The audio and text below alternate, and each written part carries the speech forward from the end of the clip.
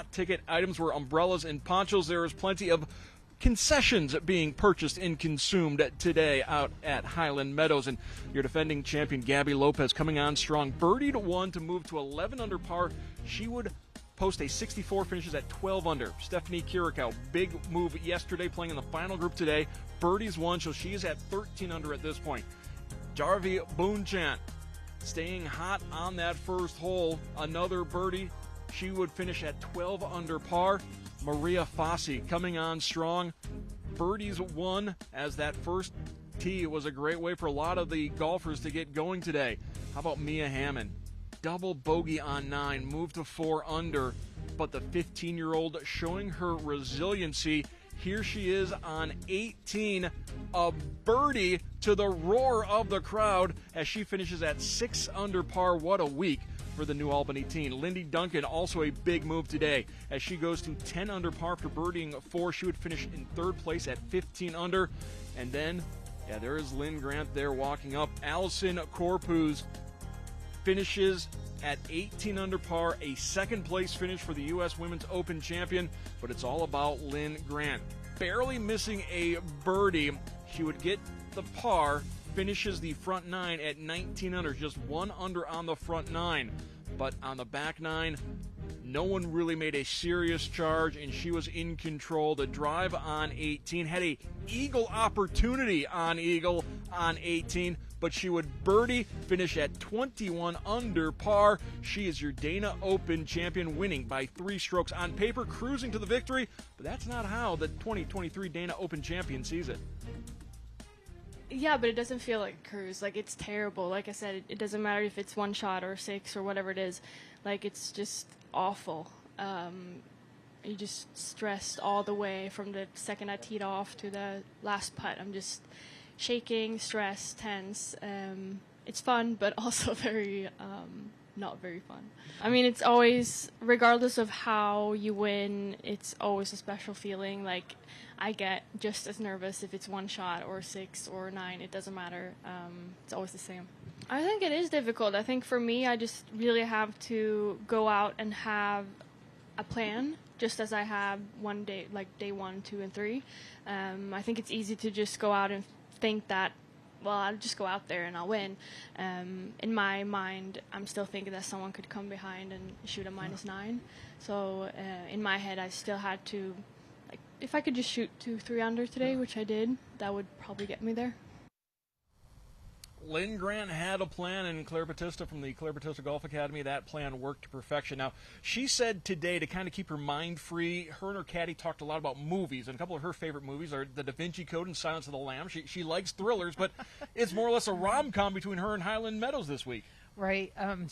She held it together today, didn't she? I was just thinking last night that she would have to shoot under par today. She couldn't go out and shoot par because this course gives up way too many birdies. There were people behind her that could shoot 65, and it ends up there were 2 or 3, I think, that shot 65. So, I think she's very, very pleased to be in the States playing on the LPGA, and what a great way to start. Yeah, said there's a lot of relief finally getting that first LPGA Tour victory. She's won several times over in Europe.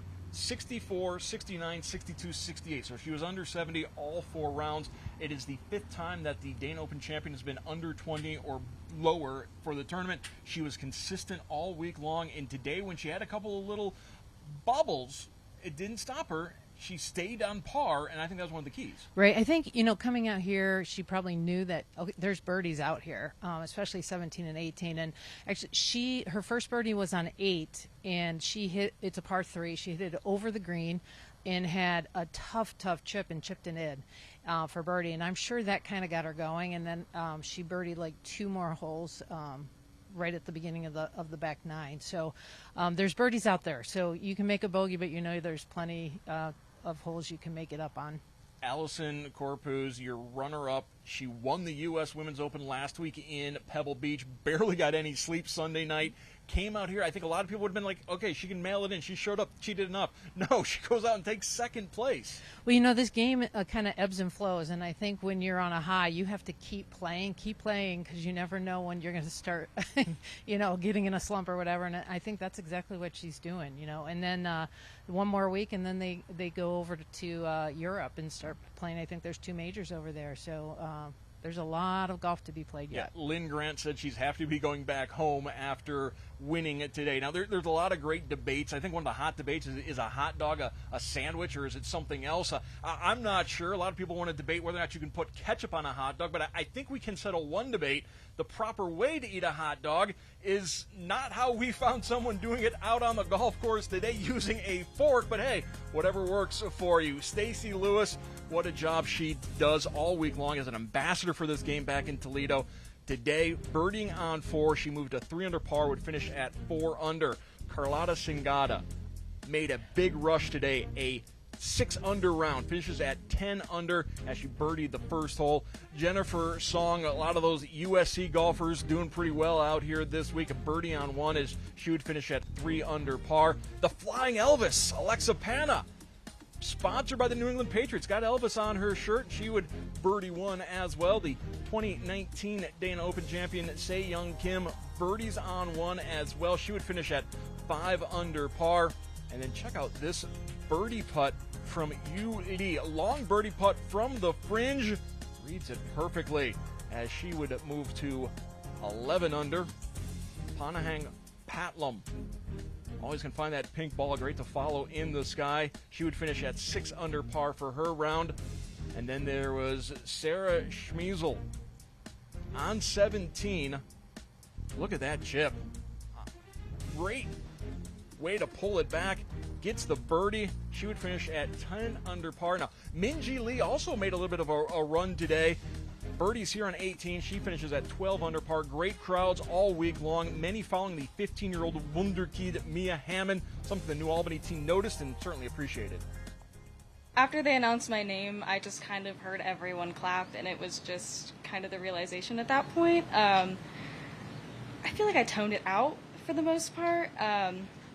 I really noticed again pretty much on like 16 and 17, specifically 17, just all those people behind the green, and it's great to hear people cheering your name and cheering you on. It's, I've never experienced it before.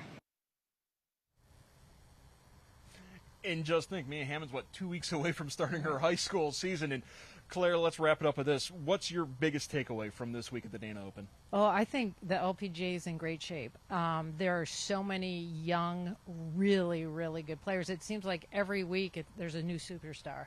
And, you listen to, Morgan Pressel and stuff, and it's like, oh, okay, she's the one. And then the next week there's another one. And it's just so exciting and exciting for the United States because there's a lot of Americans. Yep. So the Solheim Cup in a couple months should be really exciting.